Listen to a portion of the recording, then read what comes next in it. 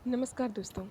आपने कभी न कभी राजस्थान का इतिहास अगर अच्छे से पढ़ा है तो ये वाक्यांश तो सुना ही होगा कि अगर मेरी माँ रोती हैं तो उन्हें रोने दें, मैं उनके लिए हज़ारों माताओं को रोने पर विवश नहीं कर सकता। ये कथन प्रताप सिंह बारठ का है।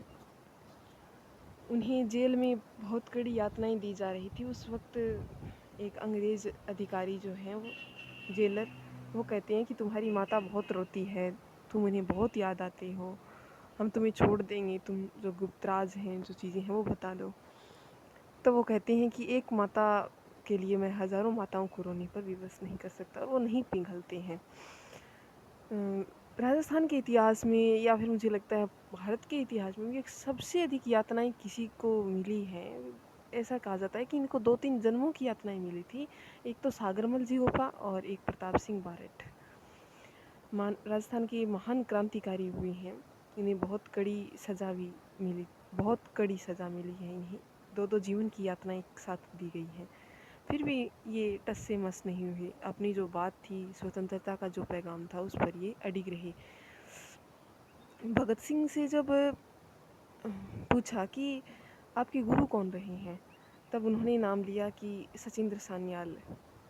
सभी को पता भी है कि सचिंद्र सान्याल उनके गुरु हैं।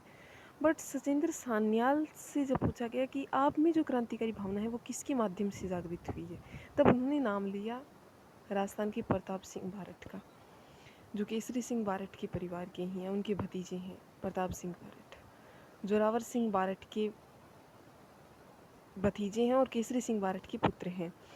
ये बारठ परिवार ही हैं जो एकमात्र पूरा का पूरा स्वाधीनता में कूद गया था। प्रताप सिंह बारठ का जन्मदिन 24 मई को आता है। मुझे नहीं लगता कि हमें से किसी को भी इनका जन्मदिन याद हो। बहुत बड़ी शहादत है।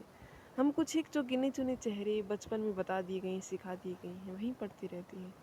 हमने कभी ये नहीं देखा कि इनके पीछे किनका हाथ है या हमारे क्षेत्र में कौन कौन हुए हैं। आज भी अगर पूछें कि आप जिस क्षेत्र से बिलोंग करते हैं उस क्षेत्र में कोई 5-7 क्रांतिकारी यहाँ भी आम जीवन रहा होगा उस वक्त क्रांति के दौरान, 1857 की क्रांति के दौरान, 1900 का जो स्वतंत्रता संग्राम है, तब 18वीं 19वीं सदी के जो सामाजिक सुधार है, तब यहाँ भी कुछ जीवन रहा होगा।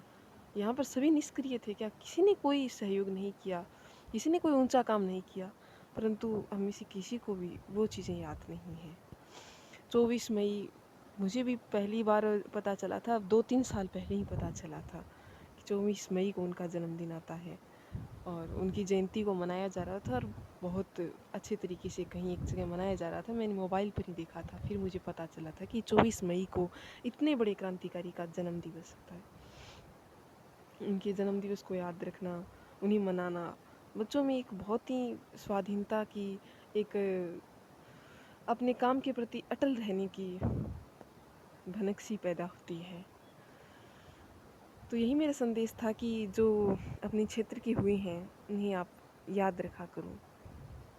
मुझे पता है कि हमें नहीं बताते पूर्वज, किताबों में नहीं, इसलिए हमें याद नहीं रहता, घरों में नहीं बताया जाता। जो बड़े बुजुर्ग हैं वो भी इतना नहीं जानते, पर हम पढ़े हैं, हमें खोजबीन करनी चाहिए। आजकल एआई है, एआई के माध्यम से हम जो चाहें वो पूछ सकते हैं। मैंने कल ही एआई से पूछा था कि जो नौहर क्षेत्र था वो वर्तमान में, तो नौहर ये आसपास के गांव जो मैंने डाले उसमें ये है, लेकिन ये महाभारत काल में कौन से नाम से था, या ये कौरवों के साइड में आता था या पांडवों की साइड में आता था। जब महाभारत की लड़ाई हुई तो क्या इस क्षेत्र के किसी राजा ने कोई सहयोग किया किया तो किसका किया?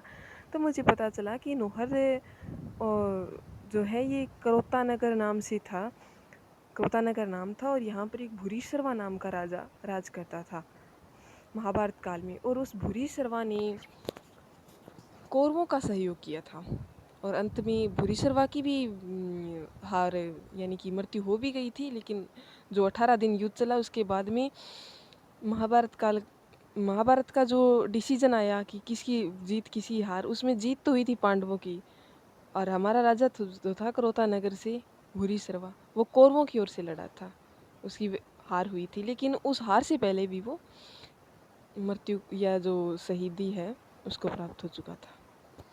तो इस तरीके से एआई जो है वो अपने क्षेत्र की महान क्रांतिकारी नेताओं इन सब के बारे में जानकारी रखती है, चाहे उनसे भी पूछ लिया जाए। लेकिन जब नई जानकारियाँ, ऐसी जानकारियाँ पता चलती है ना, जो कि स्कूलों में नहीं पढ़ाई गई, शायद कॉलेज में भी नहीं होती है ये, बड़े भी नहीं बताते, बहुत आनंददायी या संतोषजनक चीज़ें लगती है।